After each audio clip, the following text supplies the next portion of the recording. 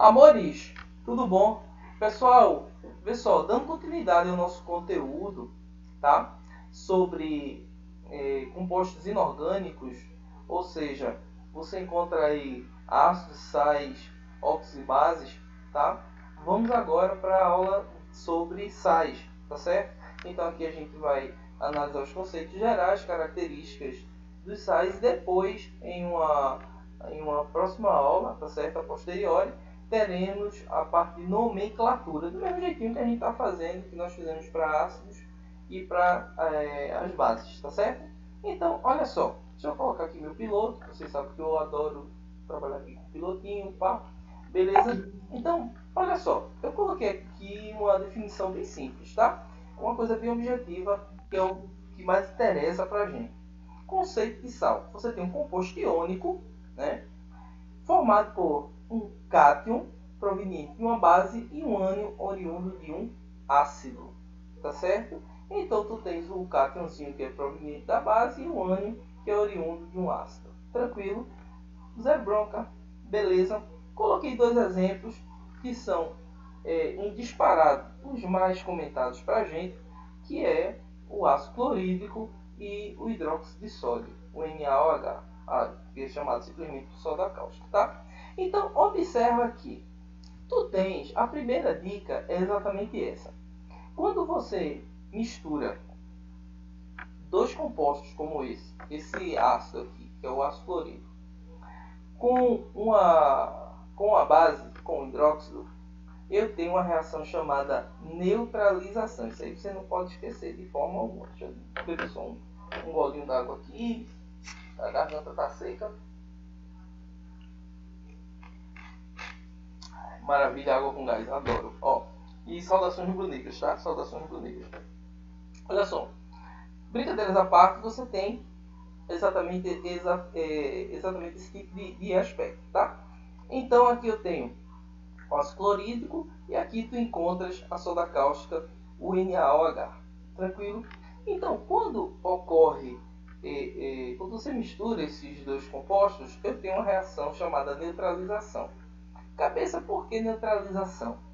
Porque ela vai ser uma reação que vai viabilizar a inatividade tanto do ácido quanto da base, tá certo? Essa reação de neutralização, ela vai promover a formação de água e vai promover a formação de um sal, tá certo? Aqui nesse caso, nós temos a formação da água e do cloreto de sódio, tá certo? O sal de cozinha comum que você pode verificar aí, tá? Então, do ponto de vista estrutural, eu tenho exatamente esse tipo de característica. Uma aplicabilidade que é muito destacada para a gente nas provas é quando você toma um antiácido, né? Observe que o antiácido é uma base, né? Então, quando as células parietais do estômago elas começam a sintetizar, começam a produzir muito ácido, então você tem ali uma acidez estomacal, né? Que é falar da acidez estomacal. Esse ácido que é sintetizado, que é o ácido clorídrico, ele é produzido a partir de hidrogênios e cloro, né? Como você pode observar aí no nosso slide. Então, esse ácido ele começa a corroer, né, as paredes do estômago quando não se encontra o alimento. Então, quando você ingere uma base, a dor ela passa na hora. Para quem tem gastrite ou úlcera e sofre exatamente com esses perrengues aí, né, sabe o que eu estou falando. Quando você toma existe um antiácido famoso que é comercializado aí nas farmácias, né? Querem fazer merchandising, mas o Milanta Plus, né? Você tem um complexo ali de bases, onde quando você ingere, essa base ela age diretamente com o ácido, formando água e sal. Por isso que a dor ela passa na hora, porque aquele ácido que está corroendo, que está danificando a parede ali do estômago, você tem a formação de água e sal, tá? Olha lá. Aqui você tem algumas características dos sais. Se liga aí quais são as principais, tá? Essas aqui você não pode esquecer em hipótese alguma, tá? Deixa eu colocar só o piloto aqui. Olha lá. Os sais, eles se apresentam para a gente com pontos de fusão e de ebulição muito altos, tá certo? Eu coloquei aqui para você um exemplo bem simples aí, o cloreto de sódio, tá? Onde você tem o ponto de fusão 851 graus e o ponto de ebulição 1413, tá? Então, para você promover o processo de ebulição do cloreto de sódio, eu tenho que submetê-lo a uma temperatura de 1413 graus, tá certo? Para ele se fundir, para ele derreter. Você tem uma barrinha ali de cloreto de sódio, tá certo? Para que ele possa se fundir, começar a derreter, eu tenho que submeter um aumento de temperatura em torno de 801 graus Celsius. Tranquilo? Então, uma das primeiras características é exatamente essa, tá? Vê lá. Sólidos na temperatura ambiente, tá certo? Então, cabeça com a média de temperatura ambiente, 25 graus. Então, na temperatura ambiente, esses compostos eles se comportam para a gente como sólidos, tá? Condutores de corrente elétrica na presença de íons livres. Agora, se liga na parada. Na sua fase mais consistente, na sua condição sólida, eles não conduzem corrente elétrica. É por isso que eu coloquei essa setinha para cá, ó, tá?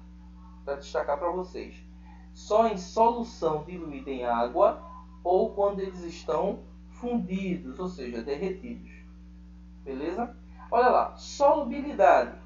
Cabeça, que é solubilidade? É quanto esse determinado tipo de composto ele consegue se dissolver ali meio aquoso, tá certo? Então olha só as dicas aqui que eu passei para vocês, bem objetivo, vê? Os nitratos, tá? Todos são solúveis, todos eles. Todos os nitratos são solúveis em água, tá certo? Se você observar direitinho, existe uma condição muito interessante nas plantas. As plantas elas não conseguem absorver nitrogênio na forma de N2. Existe uma certa dificuldade. Cabeça, é importante o nitrogênio para ser absorvido? Claro, é de suma importância, porque sem nitrogênio você não tem proteína. Sem nitrogênio você não tem aminoácido. Não é isso? Então existe a necessidade da captação a partir dos nitritos e dos nitratos, né? Para que a planta ela possa sintetizar as suas coenzimas, as suas enzimas, as suas estruturas proteicas que são formadas a partir da subunidade, que são os aminoácidos, tá certo? Então, só uma dica interessante que normalmente cai para a gente. Ó, aqui você tem os cloretos, brometos, iodetos. Também eles são solúveis em água. A gente pode excetuar esses três compostos aqui, tá? Esses três íons. A prata, o chumbo, tá? E o mercúrio. Tranquilo? Beleza? Zero bronca, melzinho, né? Então, olha só. Aqui você tem esse íon, né? Tu tens aí os sulfatos, onde quase todos são solúveis. Aqui eu coloquei para vocês aqueles que não apresentam solubilidade, tá certo? A base de cálcio, a base de estrôncio, tá?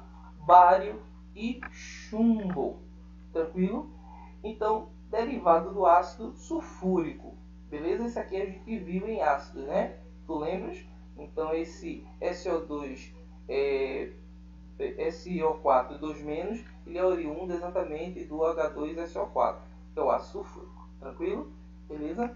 Então, aqui você tem mais um slidezinho destacando exatamente a condição de solubilidade dos carbonatos, tá? Dos carbonatos. Aí você tem aqui, ó, a dica que eu coloquei para vocês. Deixa eu colocar aqui o pilotinho para a gente não se perder, ó.